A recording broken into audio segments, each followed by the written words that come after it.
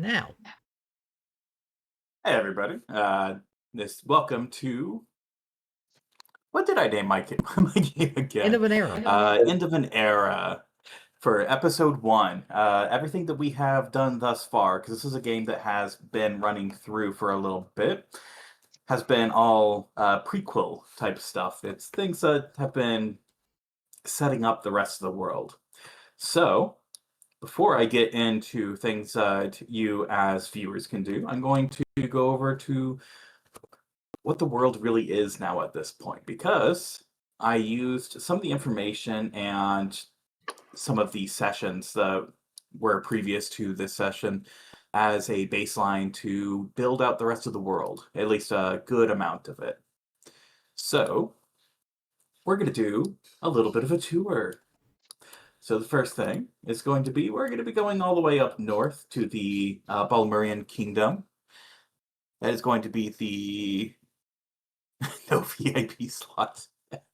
The Balmurian Kingdom is going to be the first bit here. They are high up north. There's not very much when it comes to uh, fertile lands. A lot of it is either covered in snow or deserts. There's really not much there, which is why they have had the same king for 300 years. You would think, maybe it's like an elven lord or something like that. No, the king is a lich, King Edbrast Belmur. Most of his subjects are intelligent and unintelligent undead, though there are a handful of cities that are entirely full of the living. The mindless undead are generally used for labor, and as a result, a surprising amount of art comes from the kingdom, specifically because the subjects have the living have more time to take care of uh, living a life that they feel like. However, a lot of the artistic flair has a flair towards death. Wonder why. All right, off to the west, we have Telruin. Telruin used to be the capital of Telruin used to be a major city in the Belmurian kingdom until it revolted due to a religious faction that saw undead as a scourge against the living. The first ruler was a living person that was a general under the Belmurian kingdom's army, and the first ruler created a republic that eventually lost the need for a king, losing the title of a kingdom. Now it is just known as Telruin. The hatred of the undead runs deep even to this day, and some of the best positive spells can be sourced from here. So the best healing spells that you can find are going to be found in Telruin. And then we're going to go to the city that the party has gone to, Korlinsica. It's a country run by a council of five. Korlinsica is a world trade hub that doesn't get involved in military matters, even though it has the second largest military force on the continent. That is including North and South. That little nub over by Carmen does connect the two halves of this one continent. This whole thing is.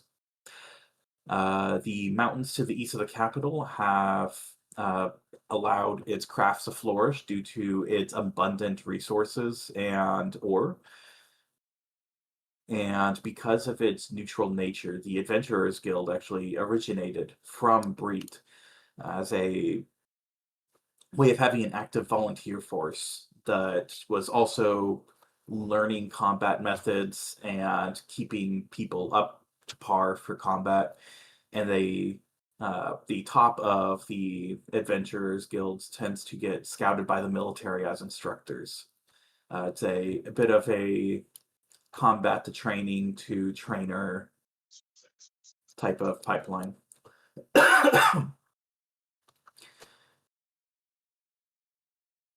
And then the last one that I have built out at the moment is Tentebra. It's an odd country that was born out of the necessity of being wedged between chaos and undead.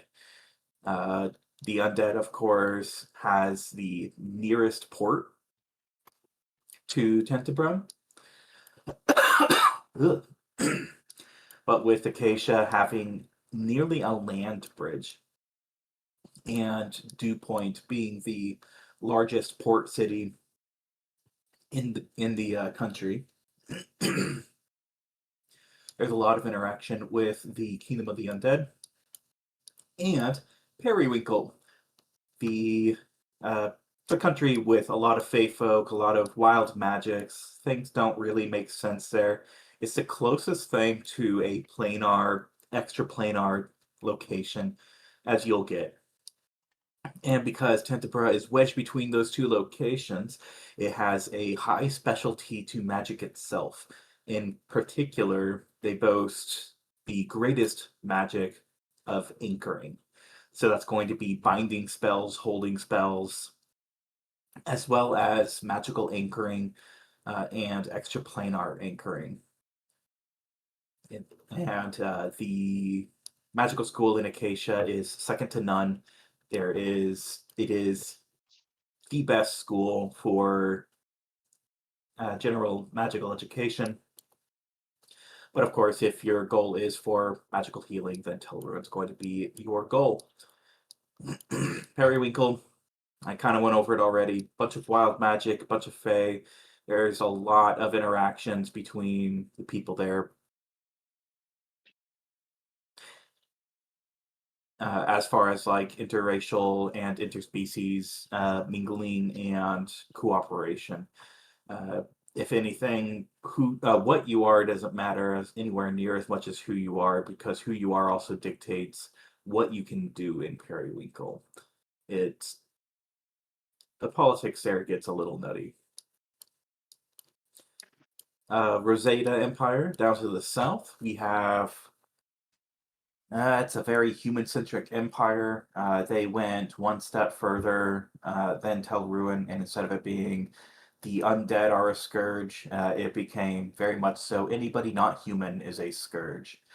In this party in particular, that's going to be really funny. If anybody ever, or if the party ever does decide to go down to the Rosada Empire. Um hmm.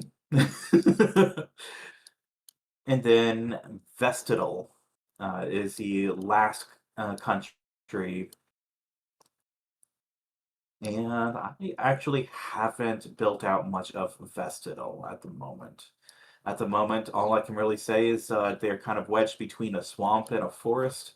They don't really get very much sun, and the little bit of sun they do have is dockside.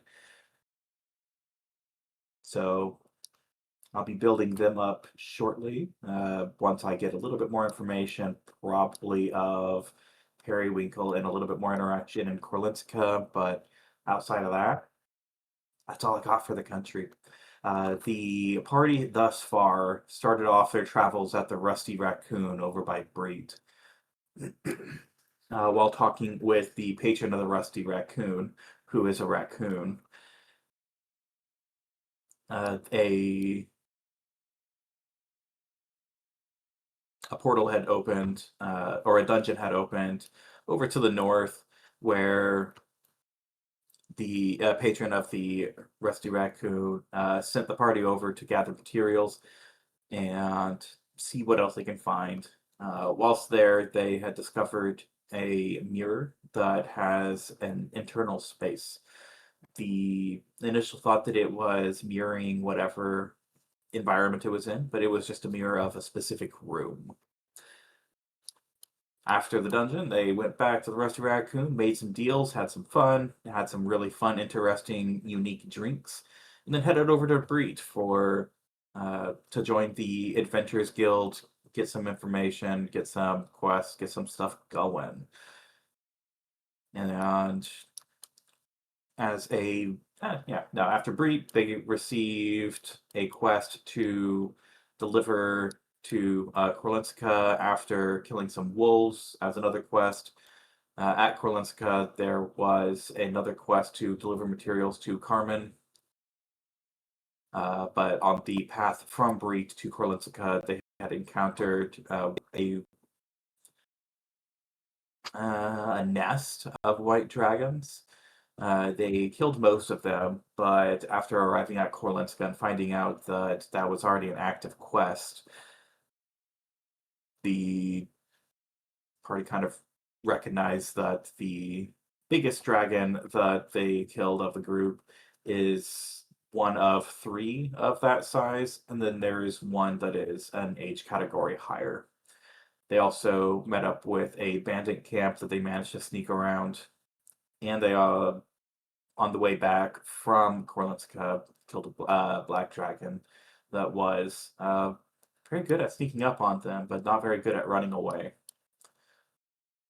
After going to Carmen, they met a guy that kind of sounded like Kermit the Frog, also had a frog in his throat, who his entire purpose there was to have true sight, so that way he could see the true nature of anybody that was going through, due to the very small land bridge that exists between Carmen and the country of Telruin.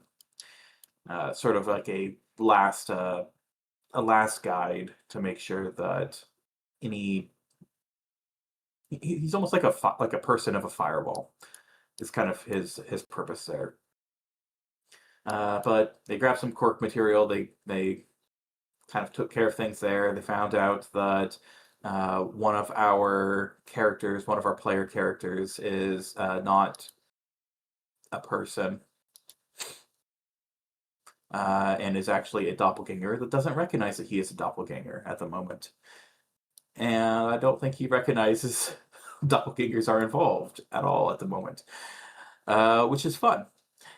And that's only half the actually now less than half the party, because we have a couple new members that had joined once the party had made their way back to the Rusty Raccoon to drop off some stuff and talk with the patron to figure out what kind of deals can be made after that, which I always forget his name. Rilks.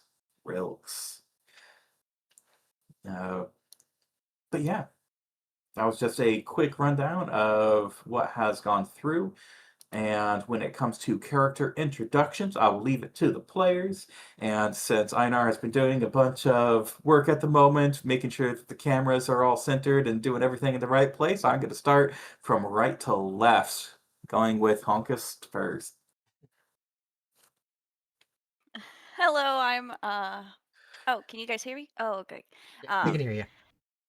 I'm Honkus. My character's name is Jix. Um, they are just a little rat folk that was recently um, let go from the castle that they worked at. They were a jester. Um, they love playing the bells, and they got a little banner on their back that they walk around with, just kind of representing whatever place they're working at. At the moment, it's just a random little rat image. But that is Jix.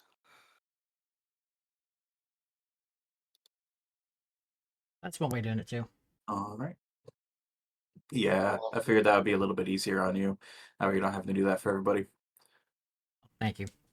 All right. And next up, Faija. Hello, everybody. I am Faja. Today I will be playing Avery H. Wigglebottom, a merchant extraordinaire, and it is a pleasure to make your acquaintance.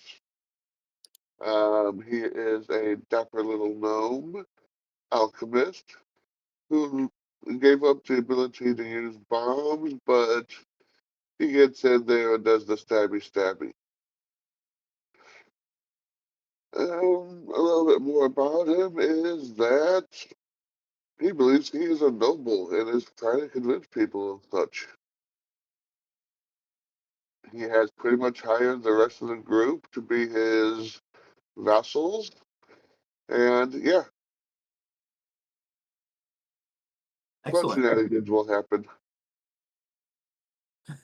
They always are. All right. And after that, now we also have Dicey. We need 2 images for Dicey. We need Only quite a few 2? images for We Daisy. got Dicey and Lou. So You I know what? am That's playing a fair. Let me go ahead and Kitsune grab them summoner. too. Dicey, Lou, and Lou. Yeah, I'm a Morphic Savant. So my Eidolon has 3 different forms, being biped, quadruped, and a serpentine. Let's go with this Dicey one. herself is a little feral right now, but slowly acclimating to being more normal from being stuck in the woods for a pretty long time. Is enamored with chaos and clockwork. Meanwhile, her Eidolon Lou is.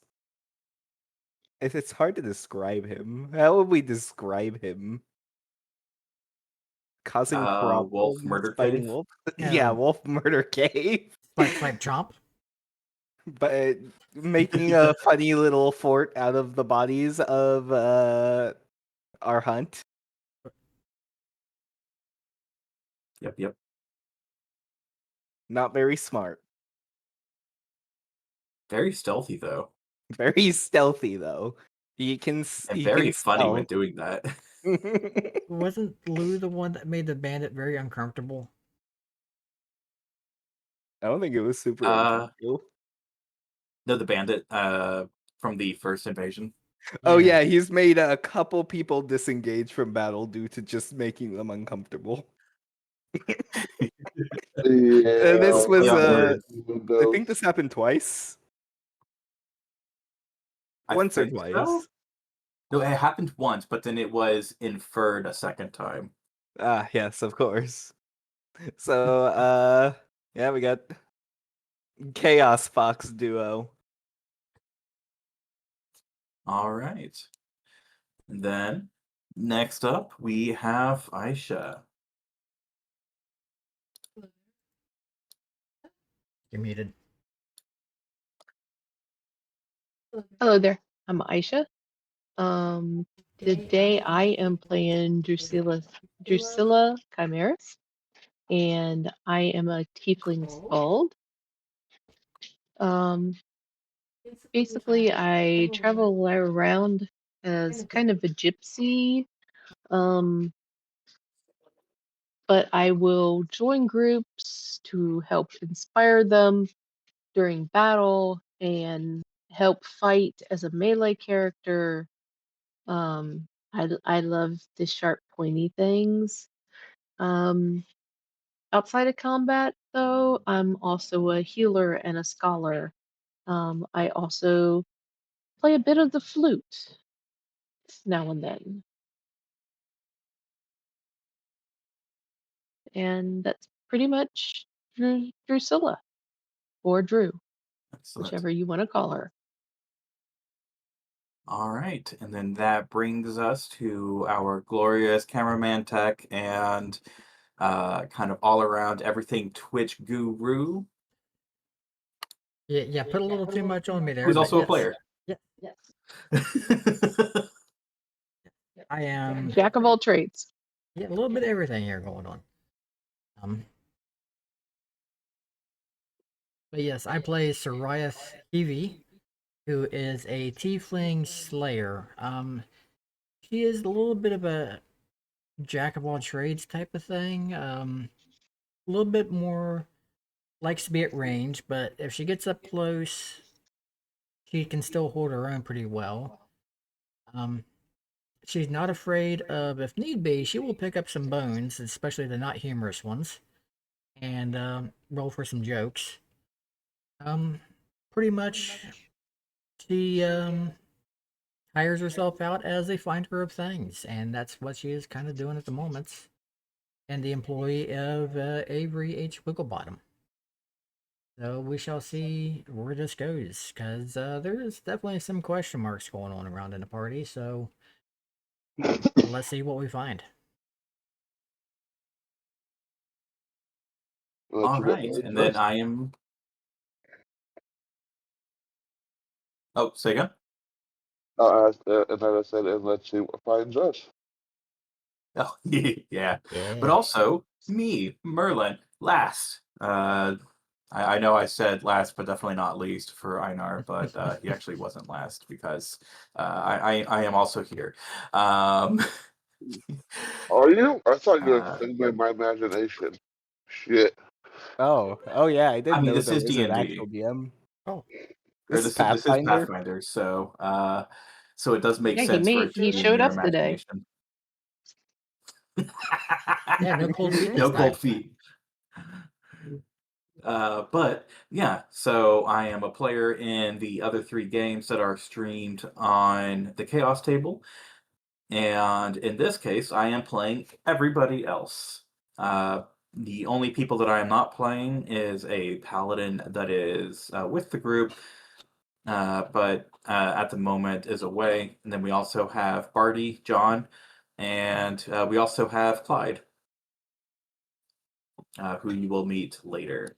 He is also the icon that we have for the party. Clyde, the little poison gecko lad, Right. is our little overland marker.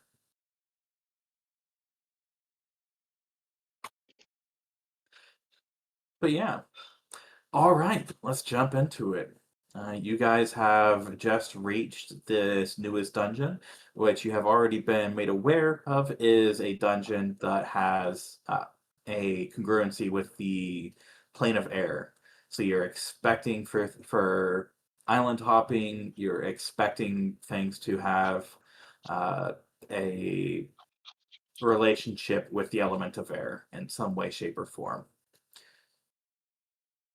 You come up to the gate itself, and it is a large whirling gate of air with almost a plane of silver just flat up against the intro, acting as a door to head on in. You do not see any other parties or any other people in the vicinity. Question. Yes. How big is this compared to the last one? The last one was like slightly larger door. Is this one like double that size?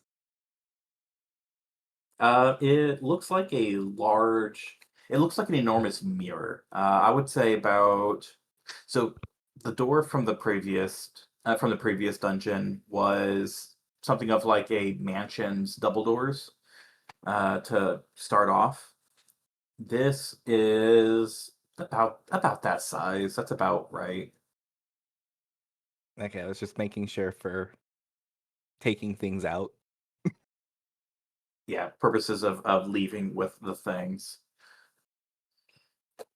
Now the funny thing is, So one thing that you haven't tested yet is to see if you are capable of putting the mirror into another dungeon. I Hmm. wouldn't No, even except, try that. isn't it fixed? I mean, it's in the mirror at the moment is in the Yeah, cart, but I yeah, thought it's fixed in place now in the cart. yeah, Okay, because so we can detach it. mhm. Ooh, Yeah, I would say leave that it you're in the able room. to detach and move the mirror. It would be kind of frustrating if it was basically just a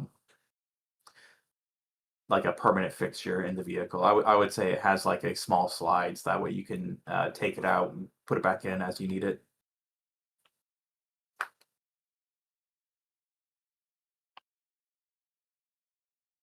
Do we But yeah. try bringing in the mirror? Or I mean, it's a bunch of islands, so moving it with us might be cumbersome. Yeah, and We could tie it to someone's back, and it'll be the mirror person. yeah, I didn't even think about bringing the mirror with us, to be honest. Ooh, also, thank you for the donor a few minutes back while I was doing the intro for the $20 dono for St. Jude's. And thank you for not making me eat any beans this time. So can I if I get enough chaos orbs, can I spend that on giving you advantage? Am I allowed to do that? So It's a nice idea for the No, name. I will say that as far as it goes, players in the game are not able to spend their own points to gain advantages or even give themselves disadvantages. Uh, However, no, I'll cut that off as well. Also, nobody from any of the other sessions, no other players, will be able to either. Um, Yeah, because I was thinking about the same thing. That's players not able to spend yeah, points in the games that they're actually playing in. I assume they wouldn't yeah, be able and to use any Yeah, of the good things, but giving the DM advantage against one of us, that'd be funny. it would be funny, yes, but Think of yeah. the bit. Think of the bit. yeah, but I think if you're If you sabotage could should think be of something, yeah, but if if you you can think of something creative and talk with me first. but but thank you for the name Giant for the channel asterisks. points though. I make a Yes. second Twitch So account so So nobody knows. that is it. That is a great move over to the channel points. yes, Though yeah. we have 4 at the moment available. So we have 250 for a healing potion. I will give a potion of cure light wounds to the character that is specified. Nice and simple. For give the GM advantage, that allows me to. You can specify if it is a general advantage roll or if it is going like one that I can bank and be like, you know what, I feel like giving advantage on this one for one of my rolls, then I can do that. Or if you want it to be a specific roll, just make sure you're giving me plenty of heads up so that way I can see it and be able to incorporate it properly. So it's like, hey, with an enemy attack, I want that to be at advantage for the enemy. Let me know way ahead of time, and I'll make sure that gets incorporated. For giving a player, you just name the player who you want to give advantage to. Same thing. Yeah, we have one human. Um, Oh, I'm way behind. That was like 19 minutes ago. Uh, give a player advantage. Same thing. You can, well, in that case, for players, it'll just be a banked advantage. I don't want you dictating what players are doing, so uh, you'll be able to give them a banked advantage. They can be like, you know what, I have free advantage that I can do. Another thing that you can do to help support our intrepid adventurers would be giving them a hero point. Now, I know that Pathfinder has their own version of what a hero point is, literally called hero points. I like the name. I am not using the rule set on it. I'm using my own, which is more powerful, more all inclusive. It has more things that players are able to do, and it's just easier for me to handle because it's something that I don't have to worry about another rule set for because I make the rules. Uh, so it's something that they can utilize for events, re-rolls. It can act as an emergency advantage with extra benefits should they utilize it. It can be used to improve something that is already spectacular. I would say that this is something that can be utilized during a crafting event that could provide sentience to something that is otherwise not sentient. To give an example as to the level that that hero point can provide. So, yeah, a lot of flexibility, lots of fun, things that you guys can do to mess around with players or with me. But either way, my goal, if anybody is curious, is just to make sure that everybody's having fun. I'm not trying to kill anybody unless they ask for it, or they're asking for it. Death by suicide by DM. As long as you ask for it Yeah, first. yeah, yeah. You're either I asking for it or you're asking for it. I have made some quick edits due with your explanations to the rewards to specify them. So there we go. Thank you. Hell yeah! Thank you. I did actually read into them, so I wasn't sure exactly what they did. But yeah, which is perfect timing, as they are about to be heading into a dungeon. And let me just make sure I'm not missing anything. We're not. Okay. Barty could use a potion. All right. So you guys are at the gate. There is, at the moment, no signs of anybody else around. Okay. At the moment, nobody has received any healing items or anything. So we're good on that front. Is there anything that you guys would like to do prior to going into the dungeon? I like to tell Barney and Clyde to look over the car they on brand. I So am. I'm assuming we're not going to bring the car into the dungeon. No, I'm just realizing that Barty and Clyde sounds really close to Bonnie and Clyde. And they're going to be keeping an eye on the cart. I'm not saying it sounds like they're going to take a ride into the Marble Reef, but it's sounding like they're going to take a ride into the Marble Reef. So If yeah, Barty, like, we'll have on.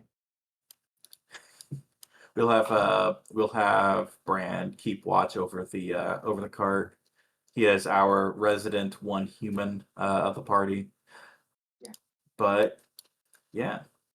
Anything else? Anybody want to do any preparation for heading into the dungeon? I don't think Soraya needs to do anything. I'm also thinking the same for my character. I don't think there's anything I need to prepare. Yeah, I suppose. I'm looking over just to make sure. There I am. I gotta check my slots. And Oh, yeah. unlike Gotta make someone sure your else, slots are prepared. I do not trust the DM. So I don't think we should try to take the mirror into the dungeon.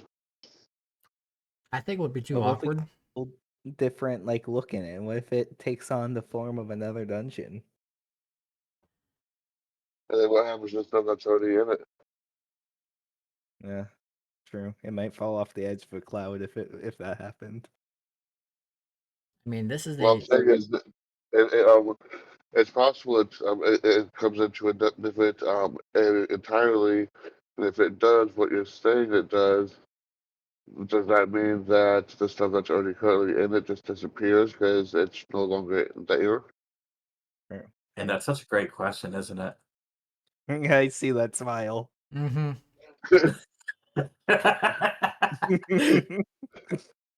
Maybe it's an upgrade. Maybe we get just a new room. Yeah, that's an excellent question, isn't it? Oh, do we love Gamba? Gamba? Gamble. Gambling. Are you Oh. Yeah. feeling lucky? Mm. I will cast Barkskin and Mage